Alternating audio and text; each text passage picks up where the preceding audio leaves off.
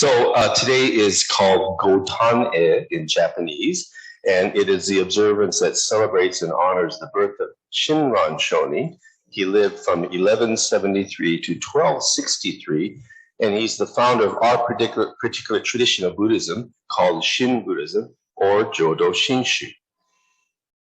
So today I'd like to talk about Shinran Shonen's great contribution to the world of religious thought. And so I'd like to show this by focusing on one aspect of his life when he did some most severe, harsh religious practices that you can imagine. You can't even imagine, from age 9 to age 29. And he practiced, at that time, the main school of Buddhism was called Tendai Buddhism. And it was located in Kyoto on this mountain.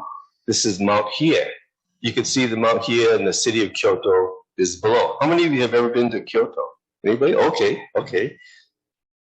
So now that you could take a tram to go up to the top of Mount Hiei, and it's sort of a scenic tourist site, but Tendai Buddhism still continues to this day there. This is one of there's literally hundreds of temples on this mountain. This is one called the Endyakuji Temple. So Shinran Shonen did this practice called Kai Hogyo.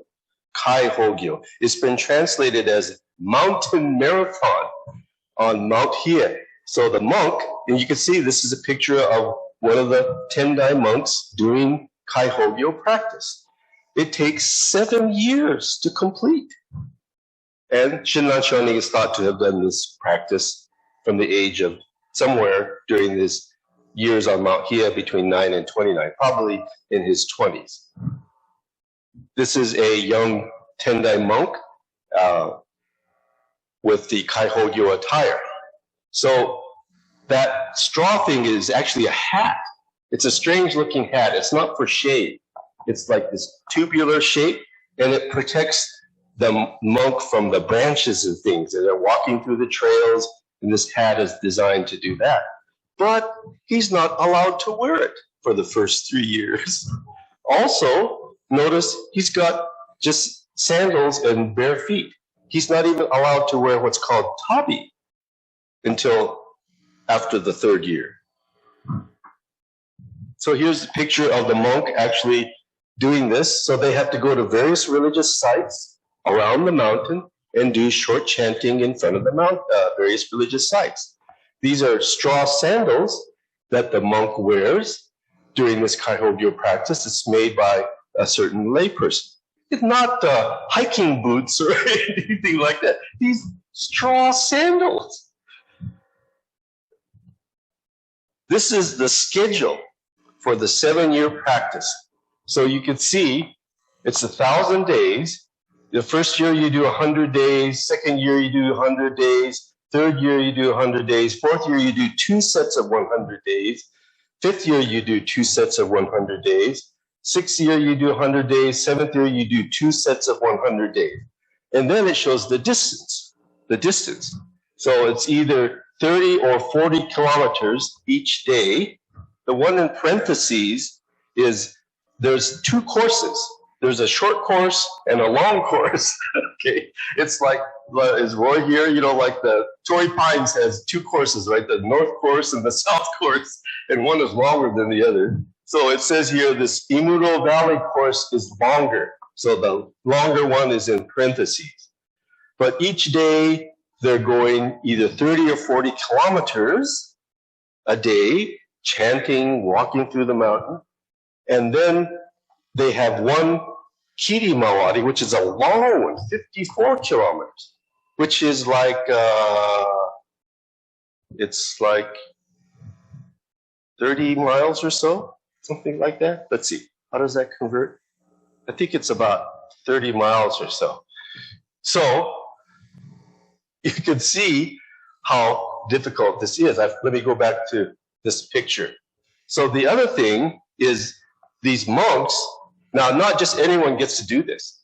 You have to show that you're pretty tough, and then you have to be given permission to do this practice. And once you start,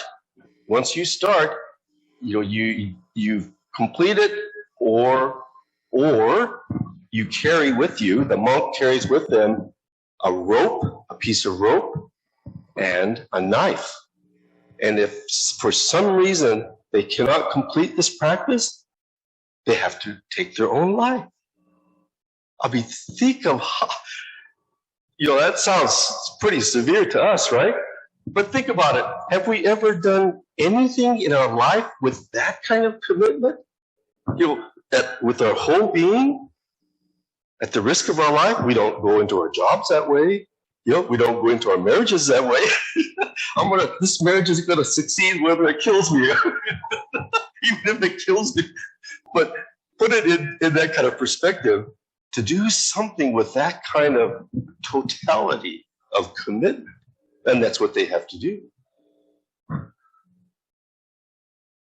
So there is within this 7-year practice. Look on the middle there, on the right-hand side, is 700th day do-iri. So this is now a super intensive thing that the monk has to do once during this 1,000-day period. It's called do-iri. And what happens is for 9 days, they're not allowed to eat, to drink, to sleep, or to rest. I mean, of course, the average person, it would kill them.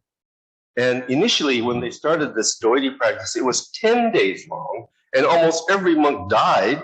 So they said, well, we better shorten it a little bit. So then they made it 9 days. And the monk sits in this little temple, and he's chanting sutras and throwing these sticks into this fire. And this ritual is like a fire ceremony that consumes evil passions and purifies the consciousness. See? So 9 days, no food, no water, and no sleep. And on top of that, even though you're not allowed to drink anything, once a day, the monk has to take this bucket and go down to this little well and get water as a water offering to the Buddha. But he's not allowed to drink any of the water. But these monks, I met 2 monks that had completed this Kaihogyo practice while I was in Japan. And they spoke at a minister's seminar thing, and the monk said, just to go out once a day in this evening cool air, the moisture was just rejuvenating. Then when they touched the water, just to touch the water, the moisture just goes into their being. And of course, you can imagine, well, don't you get a dry cotton mouth? How can you chant? And so they allow them to rinse their mouth, but they measure the amount of water that they give them to rinse their mouth, and then they have to spit out the same amount of water. It's just like unbelievable. And then going back to this picture, see there's monks on the side. So they're there to make sure he doesn't fall asleep or take a rest. So you're under constant vigil for these 9 days. Now, this is a picture of a monk who has completed this 9-day do-iri practice. And first he's doing gasho, he's thanking the Buddha, thank you for allowing me to do this austere 9-day practice of no food, no water, and no sleep. And then he's given a special medicinal drink. So after this 9 days of no food and no water, he only takes small amounts of food initially. And then even sleep, you'd think, oh, you must sleep for days. No, they think they can only sleep for short amounts of time initially. And then gradually they get back to where they can sleep more normally. So this is a monk, not on the do-iri, but he's just doing the regular practice. So once during the day of their regular circuit time, they get to stop and have a cup of tea. And this cup of tea is placed there by their mentoring minister, their mentoring teacher. Imagine what that must feel like. You've been walking for several hours during the night, you're tired, you're thirsty, and you stop and you drink this cup of tea left there by your teacher. So Shinran Shonen is thought to have done this practice during those 20 years that he spent on Mount Hiei. Let me go back to this, the longest version, the Kiri Mawari, was 50 something. Well, anyway, the longest, when they're doing that long one, they start at midnight. They get up at they start at midnight. They go all night long. They go from the Mount Hiei down into the city of Kyoto and back up to Mount Hiei. They get back about 9 o'clock at night. And they just sleep a few hours, and then they have to start all over again at midnight. So that's what that Kiri Mawari is. That's like doing 2 marathons every day, for 100 days. So Shinran Shonen is thought to have done this Kaihogyo practice, but for Shinran Shonen, this practice, it didn't lead to any kind of enlightenment or awakening. So in general Buddhism, like in Tendai Buddhism, these practices, they are meant to sort of crush, break, smash the ego self, and so that enlightenment can emerge. But Shinran Shonen's experience was that these practices were more ego-enhancing than ego-defeating. Oh, I did Kaihogyo practice, And I think in many ways these practices develop, it's almost like sort of macho Buddhism. I did 500 days of Kaihogyo. Well, I'm going to do 600 days of Kaihogyo. And that's how these kind of austere practices kind of developed. Started in China, and it was brought to Japan from China. So Shinran Shonen, he hit a wall in terms of practice, of doing practice to try to attain enlightenment. And he heard of this popular teacher, Honen, who was teaching a very simple practice of the Nimbutsu, just saying Namo Amida Butsu. So Shinran Shonen, he hears of this teacher Honen, and in meeting him, he meets his true teacher, or Zenjishi. So Honen Shonin taught his followers that just live your life in a manner that allows you to live a life of the Nimbutsu. If being married and raising a family allows you to live the Nimbutsu, then that was fine with Honen. You don't have to be a monk. So now for the first time, Shinran Shonin is meeting a teacher that he respects and reveres, and this teacher says, yeah, if you want to get married, go ahead and get married. I mean, he must have been doing cartwheels and jumping up. And it's okay to get married. He's been a monastic monk for 29 years, celibate monk. But even though he has these vows of celibacy and following the precepts, beautiful woman walks by, and he melts. So the desire, wasn't removed by practice. See? And so Honen says, no, it's okay to get married and have a family. This changed Buddhism totally. From Shinran Shonin and Honen, changed all of Buddhism in Japan.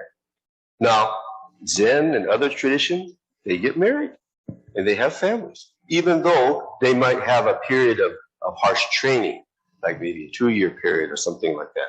But they don't maintain a celibate life the whole time.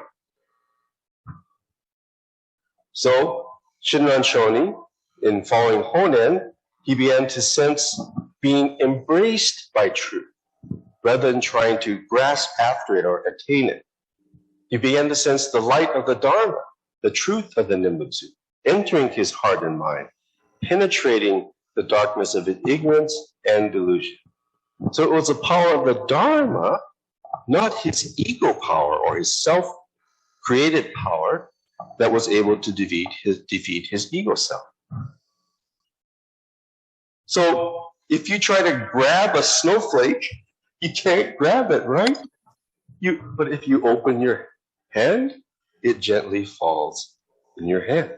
I know it doesn't snow in Las Vegas, but I thought this image really kind of describes the sort of religious perspective that Shinran Shonen brought. You just open your heart and mind, and now we receive the light of the Buddha. We receive the Dharma. It's not something that we can grasp after. So this, to me, is Shinran Shonen's great contribution to religious thought. That truth is to be received, not attained. That religious practice can be ego-enhancing rather than ego-defeating. And his influence changed all of Buddhism. So, we didn't chant the Nembutsu Wasan, but this is one of Shinran's poems. The light of wisdom exceeds all measure, and every finite living being receives this illumination that is like the dawn. So take refuge in Amida, the true and real light. So Shinran Shonen comes to sense the light of the Buddha, the light of wisdom everywhere, illuminating all beings, and it reaches everyone. So take refuge in Amida, or take refuge in true and real light. So that's my message today for Gotane. Wanted to share that aspect of Shinran Shonen's life. Namandans. Thank you for listening.